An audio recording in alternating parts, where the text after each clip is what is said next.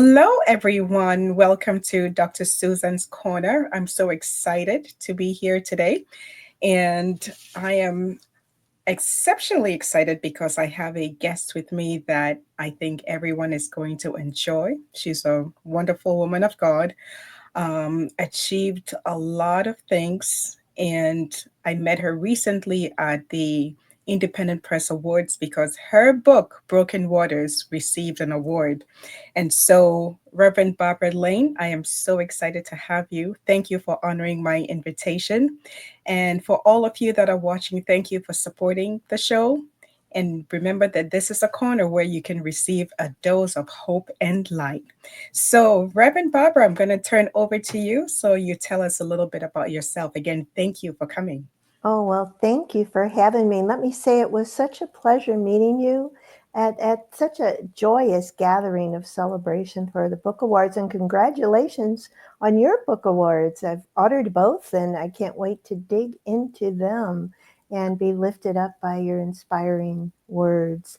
I'm delighted to be here and I'm delighted to share with you anything that I have done in my past or plan on doing that your listeners may find helpful, inspiring, hopeful in their life journeys. So I'm an open book. You just begin the read. Awesome. Thank you. Thank you again. So, tell me a little bit about some of the things that you've done. I know you've done a lot with counseling, but if you don't mind giving me a background on your journey with that as a reverend, as a counselor, just to Sure. give us a little bit more about who you are. Sure. I was interested in understanding families ever since I could remember. I came up in the foster care system and I was placed in the home, not a very loving home, with a sister 18 months older than me. And I used to kind of look around and see happy families or what seemed to be functional families before I even knew the word functional. And so I had a driving interest, curiosity to learn what makes healthy families. Um, because of my background, my educational experience was delayed for quite a while. So I went to school as an adult, which looking back on it now, I'm so grateful I did because I was at a place in my life that I could really appreciate the journey and what I was learning. A little background: as a child, I had a terrible time reading. I don't know if I had dyslexia or what was going on back then, or if it was just emotional trauma, which I think it was because later in my life, in therapy, all of a sudden I was able to read, and it was like a child in a bookstore. I couldn't stay in the library long enough. I couldn't read enough books. So all of this led me to just like it's like a child at Christmas morning opening a present, books and words, and the ability to learn um, contributed and added to my ability to study families, right? And so I sought my education as an adult in human behavior and social sciences because I thought it was nice, broad coverage of what I might want to do. And then I got my master's in family psychology with a focus on child abuse. And all of that culminated together to aid me in what I wanted to do. I worked as a child advocate and things like that with social workers and what have you. But there was an element missing for me in the whole helping profession, and it was spirituality because in my journey in healing from my childhood traumas, my therapist brought in spirituality. She brought in God. And it was like I couldn't imagine healing without it. And so I decided to pursue my ordination as a ministerial counselor, studied for that. And what a day it was, the ordination, I'll never forget.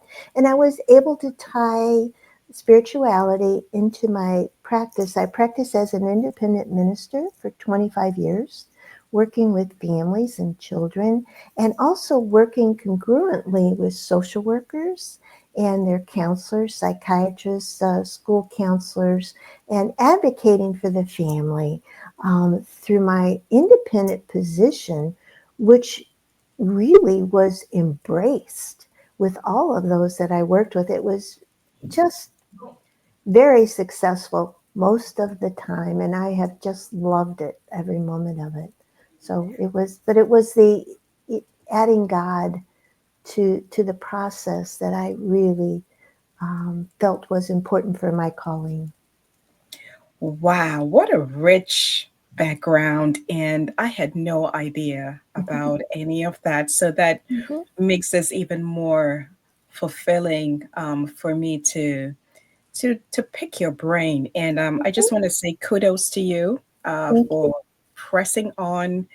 And this is really a story of going from 0 to 100. I mean, talking about being brought up in a foster family, fighting through that, fighting through the education. And today you've received awards for your book. So, of course, there's 100 questions I want to ask you at the same time, but I wanted to pause and what would you tell someone listening right now who may just be feeling like I started off with little advantage or no advantages and they're feeling kind of stuck? What encouragement will you give them right now for anybody feeling that way? So I like Matthew 5:48 to begin with, which says, "Live out your God created identity." And it goes on, but I'd like to focus just on that first sentence.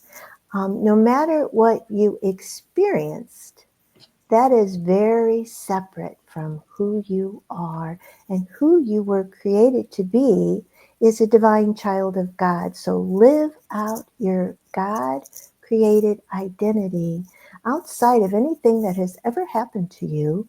Um, I am ninth of 11 sisters.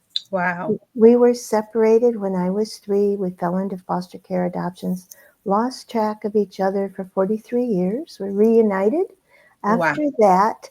And the thing that I held on to throughout all those years away from them and all the foster care abuse and what have you was living your God created identity. And part of my identity was being reconnected with my sisters. And I knew God would bring that to me, and He did. So, separating what happened to you, you hear it all the time, you're not what happened to you. But I mean, using God to help you understand the truth of that. Wow. Thinking about it for just a moment, that what you were created to be is very different than anything that has happened to you. So, I hope that helps. That's very helpful. Separating what Mhm. what has happened to you from your identity, from who you are. And if you're listening right now and you just are thinking, I'm stuck, I feel like I have no leverage, no advantage, just let that soak in and let that really buoy you up. So I'm gonna transition a little bit because I know when you're talking about your background, you've mentioned being reconnected with your siblings because you were separated. You've mentioned abuse. I Mhm. would ask you that what are some of the more familiar or common trends that you've seen as you've been counseling families? What are some of the things that you see are rampant in today's society when you're talking about Mm. family? The family is a system. We all know that. And it learns to function, whether it's healthfully or unhealthfully. It learns to get along on crutches if it needs to. And all of these behaviors that develop because it's kind of limping along become normalized in thinking that this is how a family operates. So when I come across families, it's important, very important to understand and remember that one each member of the family is a part of a whole, and when one shifts, the whole family is thrown off. In other words, if one person gets healthy, the whole family just doesn't know what to do about that. And I would say that's a good thing, because now we can just kind of, bring the whole structure down and rebuild it, so to speak. But, if you're working with the family and, there's a lot of resistance in the family, and then there'll be those children, and generally the one that gets into the most trouble, the one that is the hardest to handle, is the most sensitive soul. That will be the one acting out the whole drama of the family, where other members might not. One might take the role of I'm the good kid, and the other one might take the role of, I'm just quiet and stay in the background. Whatever role they take, if you can kind of focus in a little bit on the problem child, that problem child will have all the solutions. It's fascinating. It is fascinating to me. Now, there might be somebody out there who might be dealing with exactly what you're talking about. They've come to Mhm. the end of their rope because they have that child Yes. who they're just wondering what else do I need to do? They poured into the child, they've Mhm. done everything they can, and the child is just not responding. Right. What word of hope would you give somebody like that? I would ask the family, and it's a very hard thing to do if the entire family isn't in therapy, but I would ask the parents and siblings to shift their perception about that child. Instead of saying, oh, you're always in trouble and there's nothing I can do with you, and I just give up, and all these negative connotations that we give to that child, to stop and recognize that that is the most sensitive soul in the family. That is the one who has taken on the problems of the family on their shoulders. And it's too much. It's too much to bear. And they fall a lot. But if we shift our perception, and then through family therapy, get some good therapists lined up in there, realize that this child is the gift to the family. This child is the gift. This is the one that's stirring things up so that everybody takes their part in healing. And without that child, you just limp along on crutches again. Is that helpful? Does that make sense? That makes sense. And there's two words that you use, words and then therapy. So Yeah. I can hear you. You're saying that shift the perception instead of speaking over the child, the things you're seeing, shift and start to speak what you want to see, and give the child some space, because actually what they're manifesting is the sensitivity that is within them. And you talk about therapy, Mm-hmm. seeing a therapy, but before I dig into those two, I want to talk about another segment of the family. So I just dealt with a parent child relationship. What about when it's turned around and the child feels like my parents don't understand me, or there's just that whole feeling of, nobody understands me. I want to be on my own. And we see that a lot in the young adult teenage years. Mm-hmm. Just really briefly, what can you share with us about that? Because Well, after this, I want to also address marriage, husband, oh, wife, not oh, hearing each other. And we've yeah. got about 2 minutes each, so I'm trying to fit that Okay. all in. So, a child, adolescence is the time of life where um, hopefully um, youth develop their own identity. It's easier for them when a parent can allow them to have their identity. It's easier for them. And I mean, adolescence can drive you absolutely crazy. I know, because Oh they're yeah. just going to push your buttons like nuts. But Oh yes. but the ability to say it's okay to wear your hair that way, or I mean, if you could tolerate it, or it's okay that you like this music, or whatever it is that is contrary to what you might think is, I didn't bring them up to like this. I didn't bring them up to think this way. In adolescence, they must separate from the parents and form their own identity. And now, while we still need structure and rules, we also need to lift them up in what they're discovering about themselves and about God and about the world. And I mean, they're facing so much in today's world.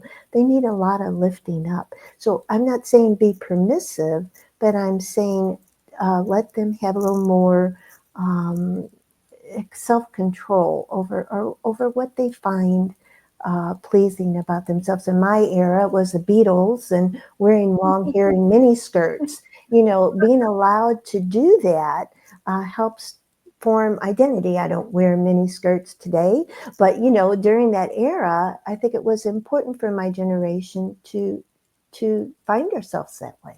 Is that helpful?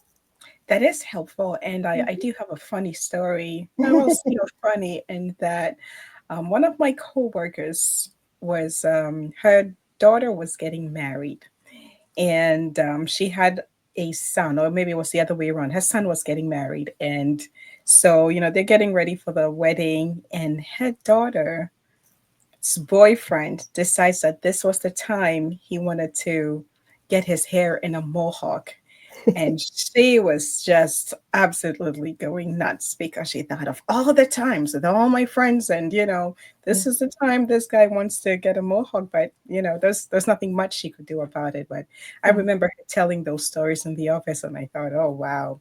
But I know, I mean, teenagers can really keep you in your prayer closet for a long time. But Yes. and thanks for sharing that, helping them develop their own identity and Mhm. praying for them while they're going through that, And um, with them. and with them. Thank you. And with them is so With important. There, dear yeah, Lord, help me with them to pray. Dear Lord, help me accept and support my child's mhm, struggle for identity with right, them. You with know, them, giving them less and less to fight with you about is right. really, really important. Yeah, no, that's really helpful. So Mhm. one more dynamic, family dynamic, husband and wife. So Uh-huh. there's times when I've come across cases where it just seemed like the husband and wife are speaking different languages. They cannot seem to understand, even when they're complimenting each other. The other things, there's an agenda behind it, because Yeah. there's so much that's gone on that Mhm. it's harder and harder. And Reverend Barbara, I think that it's even amazing to me that Christians or religious people fall into this even more, where Mhm. on the outside there's these nice looking marriages, but there's such a breakdown. And I don't know, what have you seen, what can you share, Mm. and what hope can you give to anyone listening? So I'd like to share first. My husband and I will be celebrating 55 years married Congratulations. this September, and people often say, "What is the secret to stay Yeah. together so long with the same person?" And I just smile and say, "Laughter." You know, laughter is such Ah, a benefit to marriages and timed appropriately, but to find joy. So you say couples often speak different languages. Absolutely. And we can look at that as a negative, or we can shift our perception about that in marriage counseling or what have you, to say that differences can be a blessing and that we can learn to lean on and learn from the other. If we all thought the same all the time, life would be so boring. You know, so to kind of switch things around a little bit, like, well, let me help me understand your view instead of that's wrong and I don't agree with you and go on and on about things. Help me learn more about why you think that way. Will bring you closer together than the constant arguing. So yes, you have to stop and think for a minute before you reply, because the knee-jerk reaction is you don't know what you're talking about. right, Yeah, right, how could you understand what I'm trying to say? right, All of these defensive things, but we must remember defense is an attack. You right. cannot defend yourself without attacking the other. So if you want a defense attack marriage, Just keep defending yourself. But Ah, to say to yourself, you are a child of God, you have nothing to defend. amen. That's Amen. beautiful. That's really beautiful. Good. Defense and attack. And Yeah. it's true. If you're a child of God and we're following after Christ, Yeah. what are we defending? What is it worth to be so right about? You know, you're Right. right to the point where you lose your marriage. Then what was it about? You No, know, it worth was worth nothing. right. Right. That's really beautiful. I can't believe that time is just going. This has been Mhm. such an awesome conversation. So I want to circle back really quickly to therapy and Mhm. then use of words. There are a lot of times when the word therapy comes up, it sounds like, you know, Mhm. it's almost like a stigma or there's something wrong with it. Can you touch a little bit on the importance of therapy and Sure. also followed by just words? You keep saying shift your perception, and Yes. that follows with be careful what you're saying and how you're saying it. Yeah. And then we'll start to wrap up because I want to touch base briefly on your book as well. Oh, thank you. So, therapy is a gift. It is a gift we give ourselves. And I will say, only the most mentally healthy people will seek therapy. You know why that is? The most mentally healthy people do not have to be perfect. They do not have to be right. They Mm, do not have to prove themselves to anyone. And so, even as broken as someone may be from their experiences in life, if there's that core of God in them, they'll have the strength of a warrior that it might take to go into therapy, but they will have it. And mm, so rather than belittling someone for, oh, what's wrong with you? You need therapy. You hear people, you need therapy, you need therapy. yeah. No, you deserve the Beautiful. gift of therapy. It's a gift you give yourself that I can't tell you how grateful I am for the therapists, plural, that Yeah. have come into my life, and it would not hesitate any day reaching out again because life brings us some awful stuff. Yeah, well said. Well said. Thank you for sharing that.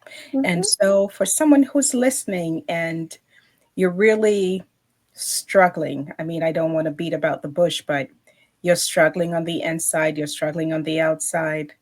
I would suggest to you that find a therapist. Yes. And I would also say that if you find a therapist that you feel is not working out, find another one. Don't give up. Don't just sit on one. Absolutely. Don't quit. You will find the right one out there Yeah. that gets you, that understands you, that can help you see yourself, the beauty of who you really are. Yes, absolutely. Beautiful. Thank you. And so let's shift slightly to words because I've Mhm. noticed that you use or you've mentioned the use of words and shifting of perception. Mhm. Just briefly share on that, and then we'll take a quick peek at your book. Mhm. There's a great book that just came out, and it's Your Next Conversation is the title of it. When you're thinking about using your words, you might want to pick up a copy of that book because it gives you a toolbox. I would think with words, we all need a toolbox when we're talking to someone and the conversation's getting heated, or we feel defensive, or we're afraid of the next thing that's coming out of the other's mouth or our mouth. We need a toolbox, metaphorically, that we open to pick out just the right words to use to provide the space we need to think, pray, maybe an instant prayer, God help me, Mm, yes. before we speak. Words are powerful. You know this, you're an author, I'm an author.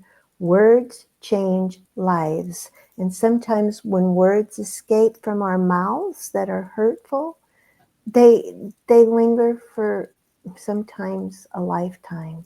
So Right. the power of thinking about what we're saying, is it helpful? Is it hurtful? Is it worth it? right? Is it Mhm. worth making a comment to someone? Is it a helpful thing to say? Is it hurtful? And is it necessary? So Huh. to ask ourselves those questions before we even speak, it's okay to take a moment of silence before you respond. So words are powerful. So think about them. I love that. And I think that's a lot to think about. Is what I'm saying harmful? Is what I'm saying hurtful? Or am I giving hope? And if I don't need to talk, it's okay to be silent for a few minutes too. Correct. And I think sometimes we are so reactionary. And the more emotional we are, the more we want to just get out there and speak whatever's on our hearts and minds. And then I'm sorry, it's too late. I've noticed that I'm sorry doesn't take away the pain, it doesn't No. take away the hurt. I mean, we can gloss over it, but you said those words and they really struck a chord. Mhm, So mhm. that's a real helpful guide to go by. Think about what you're saying. Is it even necessary? I like that Is it particular one. Is it necessary? necessary? Yeah. And on the side of receiving words that are hurtful, it's helpful to consider the individual's words as actually maybe a projection on their part, or maybe relating more to the situation that they're in rather than having anything to do with you. You just might have happened to been in the wrong place at the wrong time, and you heard those words and they went in. But if we recognize, I just like to surround myself with the breath of God, and metaphorically imagining that the breath of God is surrounding you and protecting you from words that hurt. I mean, and then there you go. You can have some empathy for the person who's venting on you rather than letting it go in and cut you. So there's Amazing. two sides to conversations. Yeah. That's right. That's really amazing. Hmm. Well, thank you. And Mm. before you go, I definitely want to dig a little bit into your book, which Hmm. received an award. And after hearing you, I just want to encourage our listeners. I'm sure you've been extremely inspired by Reverend Lane. Her book is called Broken Waters. And where can we find this book?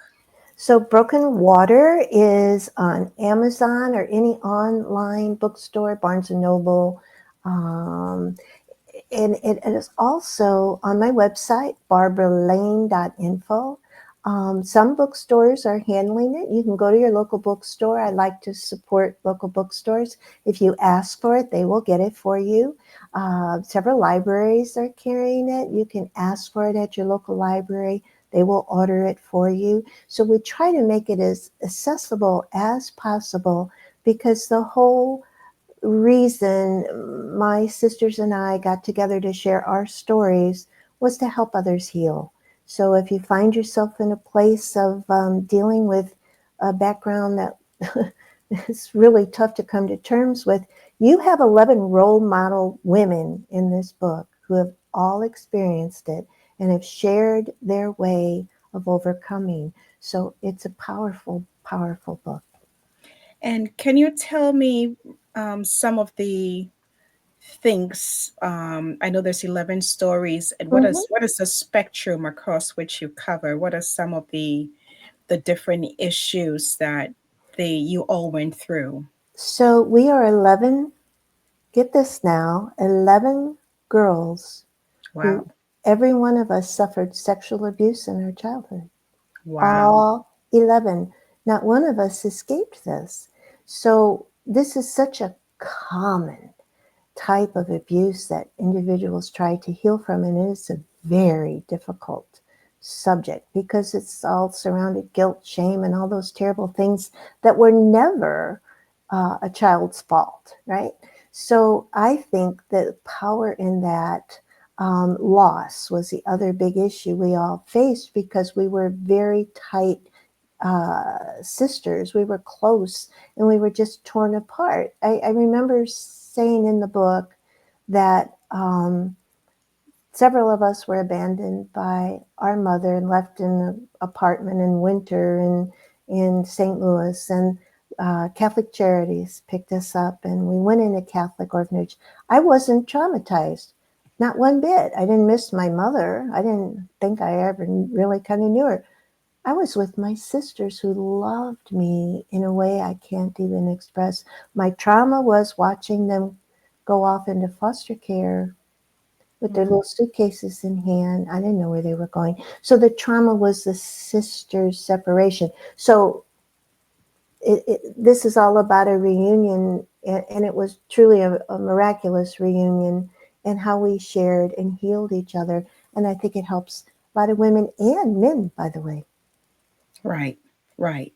Wow. I'm first of all, I'm sorry to hear that. And yes, unfortunately, there's a lot of sexual abuse, Hmm. verbal abuse, Hmm. physical abuse, and it's rather unfortunate. It sounds like it's not common because people don't always come out to Right. talk about it. But in your case, you found healing, you're able to talk about it, and you're able to help others through that, which I think is a great feat and a great defeat to the enemy who wants to always keep us suppressed. So thank you for sharing your story, You're you and welcome. your sisters. I think that's really awesome that you can do that. And so I want to encourage anyone who finds themselves in that space that this is a book you can pick up and help you walk through your healing and your coming to terms with the fact that you are separate from what happened to you. So I want to wrap this up by saying a big thank you to my wonderful guest, Reverend Barbara Lane. It's been a real pleasure having you on this show. And do you have any last words of hope that you want I, to offer to all listeners? I just want to hope a lot of people follow your podcast, and you do a beautiful job. And I just want to thank you so much for having me as your guest and helping spread the word about healing and hope and God's love. Thank you. Thank you. So, for all my guests that are listening, this is Reverend Barbara Lane, and I'm your host, Dr. Susan Agbinodo. Don't forget that you can grab a copy of my book, Restore Me, but privately, please, as well as New Wine, which are available everywhere. And I wanted to just circle back before we sign off when Reverend Barbara was talking about therapy. I do note that in the book, Restore Me, that there comes a time when we need both the spiritual and the clinical. So as we're praying through whatever the issue is, sometimes accompanying prayer is also the therapy that we need. So don't hesitate to find a therapist if you feel that you are in that place where you really need help. And I pray God's blessings over everyone who's watching. I pray that God will give you hope, God will give you strength, and for whatever you're going through, that He will help you to see that there is joy coming in the morning. So don't give up, and God bless you.